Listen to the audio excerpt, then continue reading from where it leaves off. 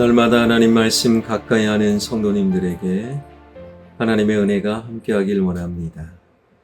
오늘 함께 주신 말씀은 요한복음 1장 14절에서 18절까지 말씀입니다.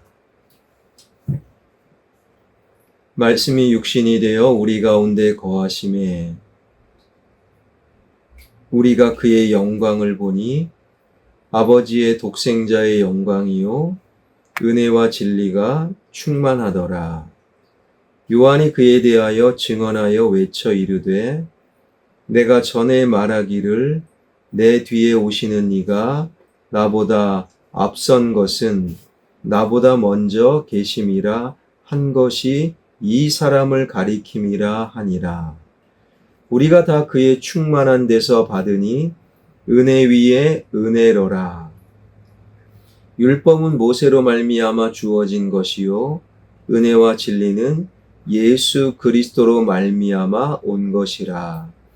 본래 하나님을 본 사람이 없으되 아버지 품속에 있는 독생하신 하나님이 나타내셨느니라.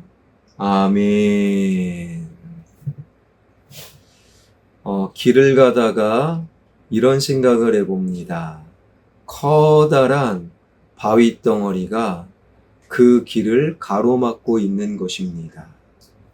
그 바위 덩어리는 분명히 통행을 방해하는 장애물이 틀림없지요. 그런데 건축업자가 그 돌을 바위 덩어리를 잘게 부수어 도로 포장용으로 사용한다면 그 바위 덩어리는 장애물이 아니라 아주 유용한 건축 재료가 됩니다. 또다시 뛰어난 집 짓는 자가 그 돌을 다듬어서 주춧돌이나 축대로 사용하면 그 바위 덩어리의 가치는 훨씬 더 높아질 것입니다. 그리고 조각가가 그의 정으로 이리저리 조각을 한다면 그 바위 덩어리는 예술혼이 담겨져 있는 최고의 조각품으로 승화될 것입니다. 그러나 가만히 내버려 두면 그 바위 덩어리는요, 통행을 방해하는 모든 사람이 인상을 찌푸리게 만드는 장애물로 남겨져 있을 뿐입니다. 이처럼 같은 바위 덩어리라 할지라도 어떻게 사용되느냐에 따라 그 가치는요, 판이하게 달라집니다.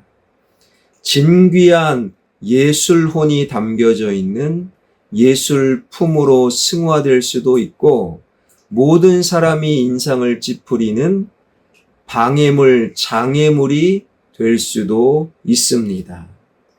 이것은 인간의 육체도 마찬가지입니다. 인간의 육체는 70%의 수분, 30%의 유기물 그리고 무기물로 구성되어 있는데요.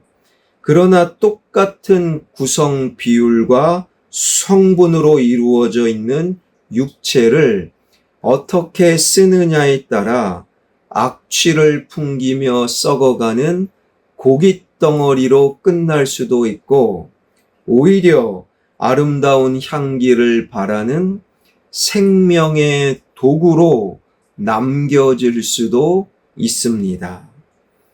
바로 오늘 본문 14절은 그 육체에 관한 말씀을 하고 계시지요. 말씀이 육신이 되어 우리 가운데 거하심에 우리가 그의 영광을 보니 아버지의 독생자의 영광이요 은혜와 진리가 충만하더라. 육체가 얼마나 중요한지 말씀으로 천지를 창조하셨으며 하나님의 독생자이신 예수 그리스도께서 2000년 전 인간의 육체를 통해 이 땅에 오셨다라는 거예요. 주님께서도 그래서 잡수셔야 하셨고, 주무셔야 하셨고, 슬픈 모습을 보면 우셨고, 화가 날 때 화를 내셨고, 십자가에서 그의 육체 사지가 찢겨질 때는 아버지여 어찌 나를 버리셨습니까? 절규까지 하셨지요. 왜 하나님의 독생자이신 예수 그리스도께서 이처럼 인간의 육체를 입고 이 땅에 오실 수밖에 없으셨는가? 18절이 그 해답을 우리에게 알려주고 있습니다. 본래 하나님을 본 사람이 없으되 아버지 품속에 있는 독생하신 하나님이 나타내셨느니라. 하나님은 영이십니다. 영은요, 눈으로 안 보여요. 가끔씩 유튜브나 간증한다고 하시는 분들 가운데 하나님을 보았다. 여러분 속지 마십시오. 하나님은 영이시니 절대로 우리 눈으로 볼 수 없는 존재이십니다.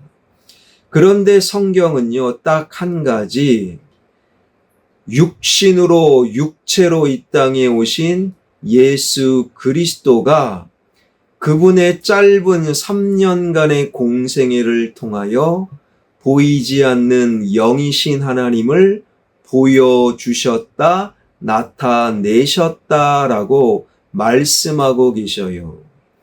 예수 그리스도의 육체, 그분의 짧은 3년의 공생애를 통하여 예수 그리스도의 보이는 육체를 통하여 보이지 않는 하나님을 나타내셨다라는 거예요. 하나님은 보이지 않습니다. 그러나 예수 그리스도의 육체를 통하여 하나님은 이런 분이시구나 알 수 있다라는 거예요. 이것이 바로 육체의 존귀함이라는 것입니다. 천하를 호령하던 그러한 제왕도, 평생 구걸로 연명하던 거지도, 안슌타인 같은 천재도, 난 놓고 기억자도 모르는 어리석은 바보도, 혹은 아주 뛰어난 모든 건강한 육체든 결국에 모두 죽으며 육체는 흙으로 돌아가게 마련입니다. 그러므로 육체가 얼마나 건강하냐, 건강하지 못하냐, S라인이냐, D라인이냐, 사실 그것은 그렇게 중요하지 않습니다. 중요한 것은 나의 육체가, 나의 몸이 무엇을 위한 도구로 사용되느냐. 80세의 모세, 그 모세가 자신의 늙은 육체 몸을 하나님을 위한 도구로 내어놓았을 때 그는 위대한 출애굽의 지도자가 되었습니다. 반면에 열왕기상 16장에 등장하는 시므리는 자신의 젊디 젊은 육체를 자기 욕심의 도구로 사용, 수많은 사람들을 죽이면서까지 왕의 자리에 스스로 올랐을 때, 그러나 단 7일 만에 비참하게 죽게 되지요. 모세와 시므리의 예는 육체를 무슨 도구로 쓰느냐에 따라 인생의 가치와 의미가 전혀 달라짐을 우리에게 보여주고 있습니다. 그래서 바울은 갈라디아서를 통하여 이렇게 권면하지요. 자기의 육체를 위하여 심는 자는 육체로부터 썩어질 것을 거두고 성령을 위하여 심는 자는 성령으로부터 영생을 거두리라. 이스라엘의 가장 준수한 육체의 소유자였던 사울 왕, 그러나 자신의 육체를 권력의 수족으로 내어놓으면서 사울은 자기 자신과 이스라엘 백성을 죽음으로 몰아넣는 재앙의 근원이 되고 말았습니다. 엘리사의 외모는요, 사람들이 놀릴 정도였어요. 그러나 자신의 몸 육체를 하나님께서 기뻐하시는 거룩한 제물로 내어놓았을 때 그는 위대한 선지자가 되었습니다. 세상에 자기 같은 그러한 힘있는 장사가 없다며 스스로 그 이름을 역도산으로 불리웠던 프로레슬러는 어느 술집에서 이름 모를 야쿠자의 칼에 비명 행사를 당했습니다. 그렇다면 그 역도산, 그의 강철 같은 육체의 건강은 대체 무슨 의미와 가치를 지닐 수 있겠습니까? 철권을 휘두르던 미국 헤비급 복싱 챔피언이었던 마이크 타이슨, 그는요, 수많은 죄목으로 감옥 신세를 지곤 하였지요. 어쩌면 그렇게 강철 같은 그의 몸과 건강함이 오히려 그를 죽이는 독이 되었던 것입니다. 이사야 선지자가 증언하는 바 예수 그리스도는 고운 모양도 없고 풍채도 없은즉 우리가 보기에 흠모할 만한 아름다운 것이 없도다. 우리 예수님의 육체는요, 몸은요, 그리 아름다운 육체는 아니었던 모양입니다. 가끔씩 성화 같은 데서 예수님을 아주 미남으로 그리는데, 영화 같은 데 보게 되면요, 아주 잘생긴 배우가 예수님 역할을 하는데 그것은 성경적이 아닐 수 있다라는 거예요. 그러한 대단한 몸을 갖지 못한 예수님, 그러나 그 육체가 이루어낸 십자가는 인류에게 위대한 생명을 안겨다 주었다라는 거예요. 저를 포함한 우리 모두는 건강을 소망하고 나쁜 것 멀리하고 좋은 것을 먹고 때로는 열심히 운동도 정기적으로 하지요. 우리의 건강함과 우리의 먹고 마심과 우리의 운동이 그저 나의 몸뚱아리만을 위한다면 우리의 건강이 얼마나 우리에게 의미가 있겠습니까? 우리가 왜 건강해야 됩니까? 우리가 왜 운동해야 됩니까? 나쁜 것을 왜 멀리 해야 됩니까? 우리 몸, 우리 육체가 하나님을 위한 생명의 도구, 하나님을 위한, 다른 사람을 위한 아름다운 도구가 되기 위함이라는 거예요.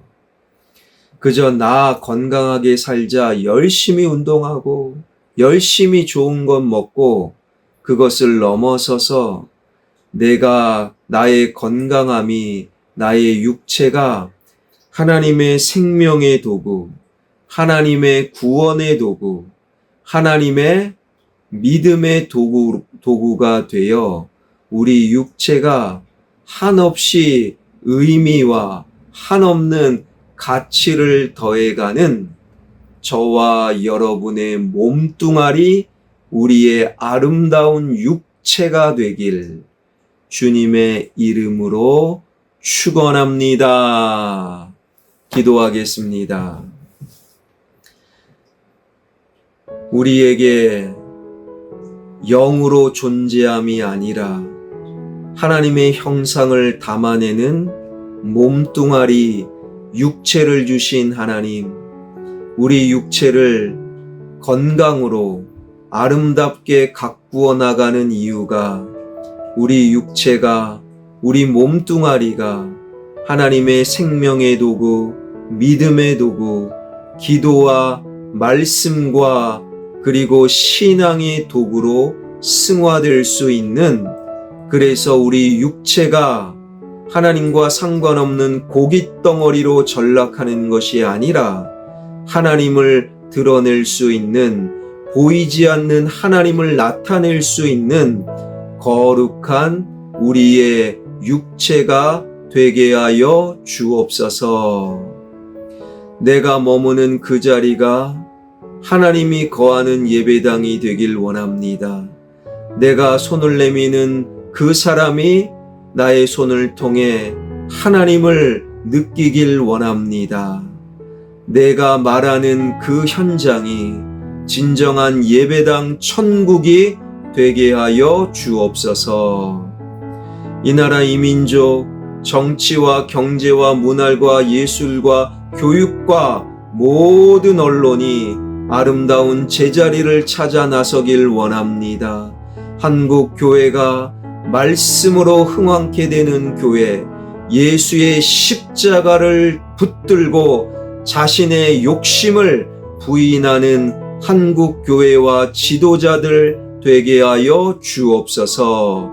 살아계신 하나님, 전쟁과 지진과 갈등과 기후변화의 끝없는 모습을 통하여 인간의 죄성과 예수님 다시 오실 날이 멀지 않았음을 깨달아 알게 하여 주옵소서.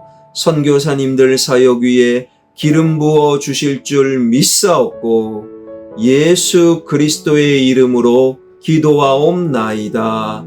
아멘.